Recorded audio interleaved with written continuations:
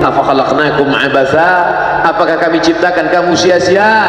Aku beri engkau nyawa, aku titipkan roh di dalam jasadmu, aku berikan kesempatan tinggal di dekat az-zikra, tapi kenapa kau menjadi ayam yang mati di lumbung padi? Perutnya mungkin kenyang, tenggorokannya mungkin tenang, matanya mungkin lapang, tidurnya lelap, tapi jiwa kosong hampa. Akibat apa? Akibat tidak diisi dengan zikir, tidak diisi dengan baca Quran, tidak diisi dengan muhasabah, tidak diisi dengan meneteskan air mata, tidak diisi dengan duduk bersama ulama, tidak diisi dengan sholat berjamaah, tidak diisi dengan kajian-kajian. Sesungguhnya setiap kita datang ke dunia ini sudah membawa benih. Tidak ada yang lahir ke dunia ini kosong hampa. Jadi kalau ada bapak-bapak yang diceramahi oleh orang motivator atau siapapun dia, mari isi anak kita dengan Islam, mari isi anak kita dengan iman. Tidak begitu guys. Kita lahir ke dunia ini bukan dalam keadaan kosong. Kita lahir sudah membawa iman. Mana dalilnya? A'udzubillahi minasyaitonir rajim. Wa idz akhadha rabbuka min bani Adam. Ingatlah ketika Allah mengambil persaksian dari seluruh anak cucu keturunan Adam. Wa asyhadahum. Allah mengambil persaksian. Asyhada yushhidu. Asyhadahum ala anfusihim. Ketika itu Allah bertanya, alastu bi rabbikum? Bukankah aku ini Rabb kamu? Semua kita waktu itu menjawab, bala syahidna. Ya, engkau adalah Rabb kami ya Allah. Setelah kita diisi, barulah kita masuk ke dalam rahim ibu kita, barulah turun ke bumi, barulah datang kemari. Lalu kemudian setelah di sini lupa, antaqulu yaumal qiyamati inna kunna an hadza ghafilin. Kami lupa, kami tidak ingat. Orang yang tidak ingat ini diingatkan. Fadzakir, ingatkanlah. Inna fa'ati az-zikra. Fadzakir, berilah peringatan. Inna fa'ati az-zikra. Inna fa'ati az-zikra. Az-zikra bermanfaat untuk siapa? Liman yakhsha, bagi orang yang takut bahwa dia nanti akan bangkit dari tanah, bahwa dia akan hidup sekali lagi, bahwa roh dan jasadnya akan dipertemukan lagi. Apa mungkin kita ini akan hidup lagi Pak Ustaz? Ucapanmu sama seperti ucapan Asi bin Wa'il yang membawa tulang kering kerontang yang sudah putih, tak ada lagi warna. Lalu dia bertanya, hal yuhyi rabbuka hadzal 'idhama ba'da ma baliya wa ramma? Apakah bisa Tuhanmu menghidupkan tulang ini lagi ya Muhammad? Nabi SAW diam sampai Jibril datang membawakan jawaban. Qul yuhyiha alladhi ansha'aha awwala marrah. Katakan ya Muhammad SAW kepada Asi bin Wa'il yang tak percaya bahwa tulang itu akan hidup sekali lagi. Yuhyiha alladhi ansha'aha awwala marrah. Dia yang menciptakan tulang itu sebelum ada menjadi ada, sekarang setelah ada dibuatnya menjadi tidak ada, akan dikembalikannya lagi menjadi ada. Sedangkan menciptakan yang tidak ada menjadi ada saja dia sanggup, apalagi yang pernah ada dibuatnya menjadi tidak ada, dikembalikannya lagi menjadi ada. Innama amruhu idza arada syai'an ayyaqula lahu kun.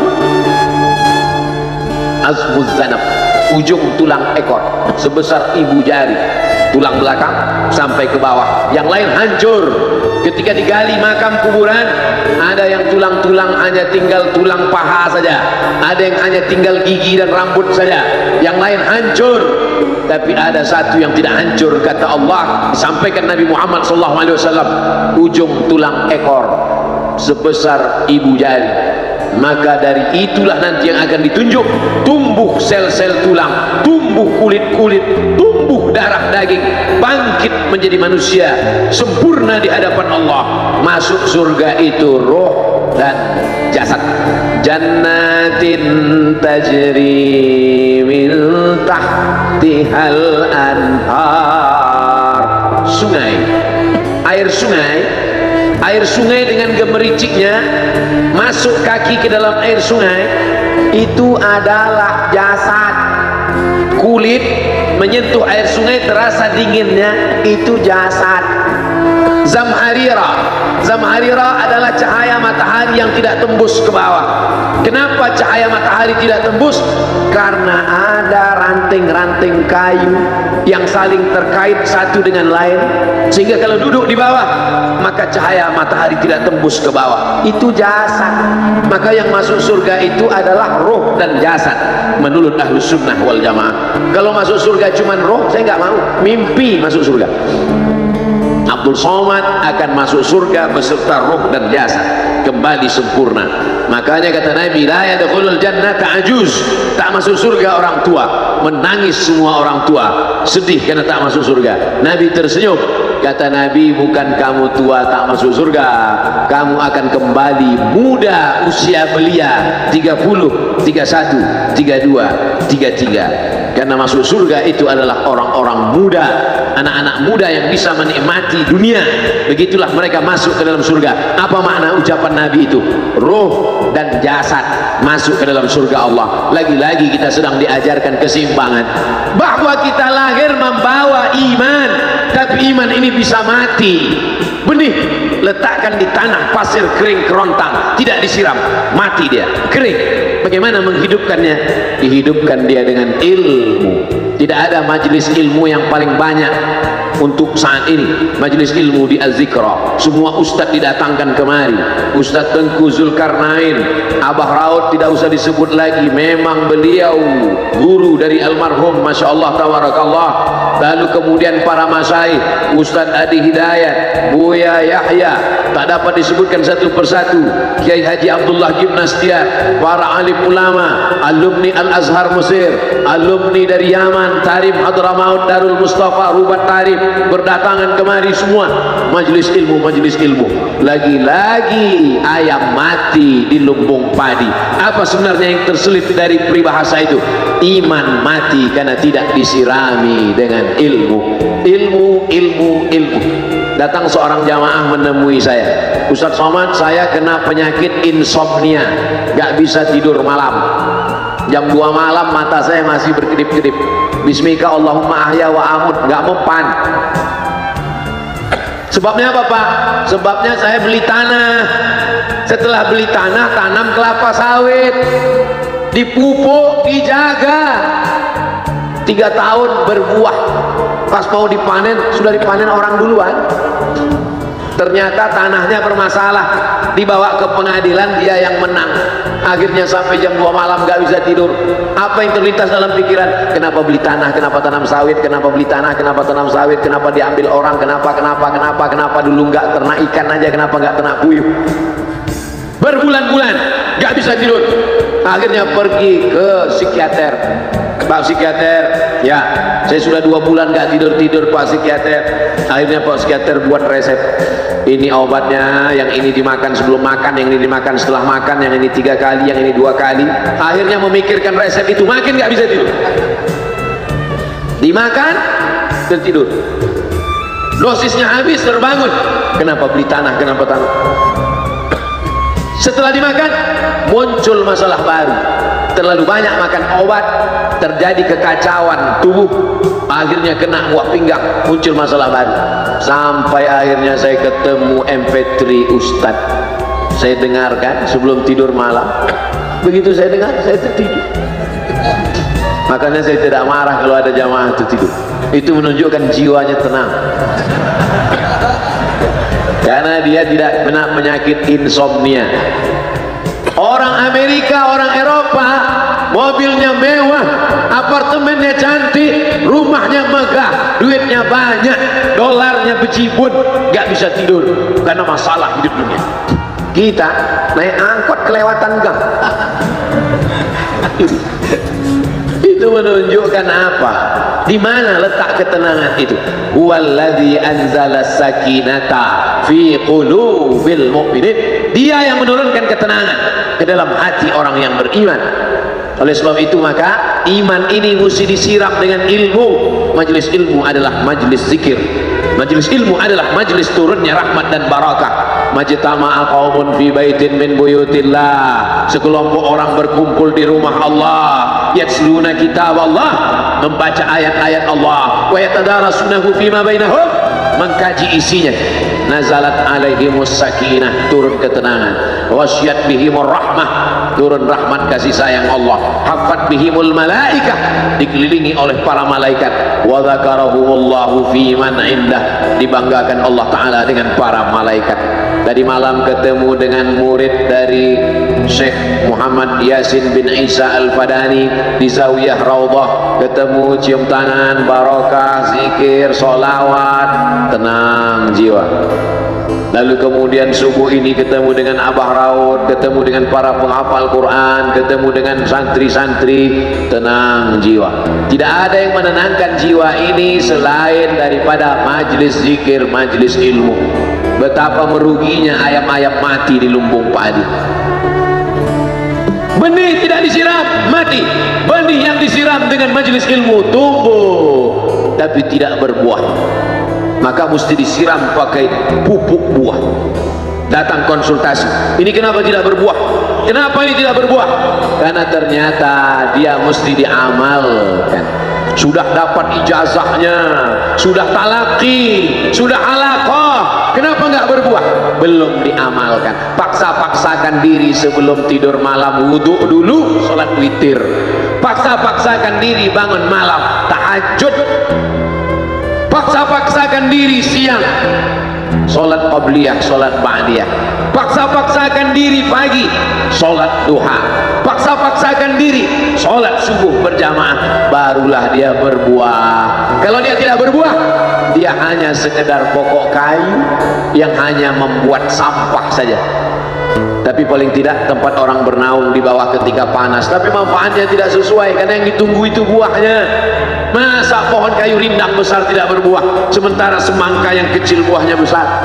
Oleh sebab itu maka mesti berbuah. Benih disiram, berbatang, berputih, berbuah. Buahnya ranum, cantik dan indah. Begitu dibelah tak bisa dimakan. Kenapa? Ulat semua isinya. Oleh sebab itu mesti dijaga. Benihnya disiram. Apa yang bisa menjaga ini? Diprotek dia. Kenapa apel tidak dimakan ulat? Bukan karena ulat tidak sanggup beli apel, tapi karena disemprot pestisida. Ulat tahu ini ada pestisidanya, maka dia tidak makan. Kita nggak tahu, dimakan. Ikan asin tidak dikerubungi lalat, tidak ada satupun lalat yang hinggap di ikan asin. Kenapa? Karena lalat tahu ikan asinnya pakai formalin.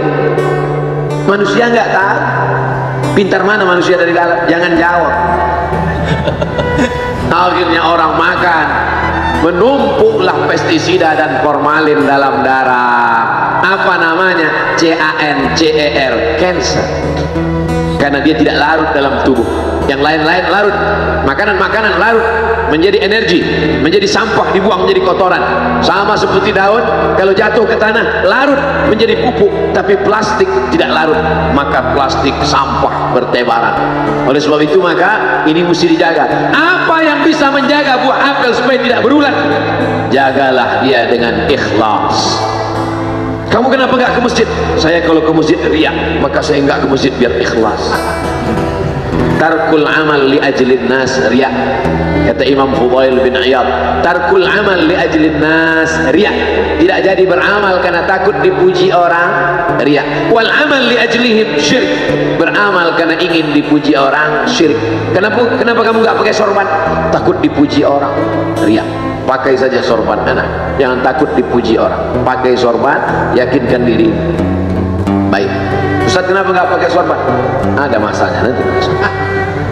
Tarkul amal li ajlin nas riya. Tapi beramal, tapi saya nggak tahan Pak Ustaz, dipuji orang. Luruskan, karena pujian pasti akan selalu datang. La'atiyannahum min baini aydihim wa min khalfihim wa an aymanihim wa an syama'ilihim. Datang dari depan, dari belakang, dari kanan, dari kiri, dari dalam. Alladzi yuwaswisu fi sudur, dari dalam, dari depan, dari belakang, dari kanan, dari kiri, dari dalam, dari dua aspek, minal jinnati wan nas, dari yang zahir, dari yang batin, berdatangan dia. La ughwiyannakum, aku akan goda anak cucu Adam. Sampai kapan? Madamat arwahuhum fi ajsadihim, selama roh masih bersemayam dalam jasad, selama masih hidup,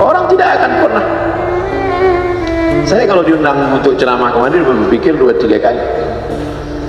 Dulu saya membaca riwayat tentang Bilal bin Rabah yang pindah ke Damaskus setelah Nabi meninggal.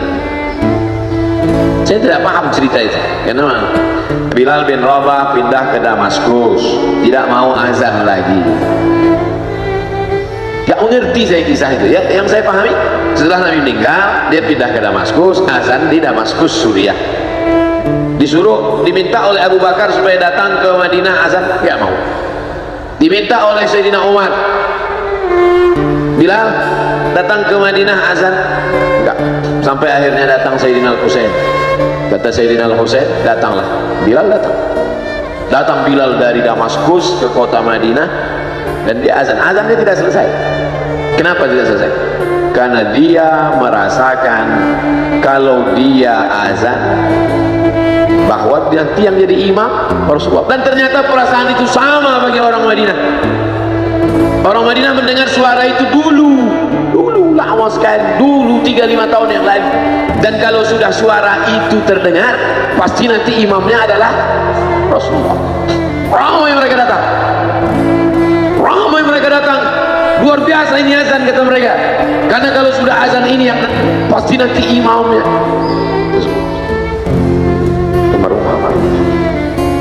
Al-Fatihah. Maliki yaumiddin. Iyyaka na'budu wa iyyaka nasta'in. Ihdinas siratal mustaqim, siratal ladzina an'amta 'alaihim ghairil maghdubi 'alaihim waladdallin. Amin. Allahumma ighfir lahu warhamhu wa'afihi wa'fu anhu wa akrim nuzulahu wa wasi' madkhalahu waghsilhu bil ma'i wal thalji wal barad wa naqqihi min al khataaya kama yunqqa ath-thawbu al abyad min ad-danas wa abdilhu daran khairan min darihi wa ahlan khairan min ahlihi wa qihi min fitnatil qabri wa 'adhabin nar. Allahumma la tahrimna ajrahu wa la taftinna ba'dahu wa ighfir lana wa lahu ولإخواننا الذين سبقونا بالإيمان ولا تجعل في قلوبنا غلا للذين آمنوا ربنا إنك رؤوف رحيم. اللهم اجعل أهله وتلامذته وطلابه من الصابرين الذين إذا أصابتهم مصيبة قالوا إنا لله وإنا إليه راجعون. اللهم اجعل أبنائه وبناته من الصالحين والصالحات واحفظهم من كل سوء وشر. اللهم اجعل هذا المعهد الذكر معهدا عظيما مباركا تخرج منه الطلاب والطالبات من المجاهدين والمجاهدات في سبيلك بأموالهم وأنفسهم. اللهم احفظهم من الظلمات، اللهم أخرجهم من الظلمات إلى النور. اللهم وفقنا لما تحبه وترضاه. اللهم اجعل أبناءنا وبناتنا من حفاظ القرآن والحافظات. اللهم اجعل قبره روضة من رياض الجنان، لا تجعل قبره حفرة من حفر النيران. وصلى الله على سيدنا ومولانا شفيعنا وذخرنا محمد وعلى آله وصحبه وسلم والحمد لله رب العالمين. Kalau sayang dengan almarhum, hidupkan majelisnya, ramaikan, bangkitkan semangat, tunjukkan kepada Allah Subhanahu wa taala bahwa kita cinta. Sab'atun yudhilluhumullah, 7 orang yang dapat naungan yauma la illa dhilluh, hari itu tak ada naungan kecuali naungan Allah. Rajulani, 2 orang tahabba fillah, berkasih sayang karena Allah, ijtama'a alaihi, bersama karena Allah, wa tafarraqa alaihi. Saya berharap saya dengan almarhum, saya dengan Abah Rauf, saya dengan para sahabat termasuk yang mendapatkan naungan ini. Saya dengan almarhum tak ada hubungan kepentingan, kami tak ada hubungan politik, kami tak ada hubungan ekonomi. Kami murni karena la ilaha illallah Muhammad Rasulullah. Alaiha nahya, dengan itu kami hidup, wa alaiha namutu, dengan itu kami mati, wa biha nub'atsu insyaallah, dengan itu juga nanti kita akan dibangkitkan. Sayang dengan Nabi, hidupkan masjid-masjid. Sayang dengan ulama, hidupkan majelis-majelis. Jaga peninggalan-peninggalannya, lanjutkan perjuangannya. Itu bukti sayang. Sayang bukan di tepi bibir, sayang bukan basa-basi. Oleh sebab itu kita akan dituntut di hadapan Allah tentang nikmat besar ini.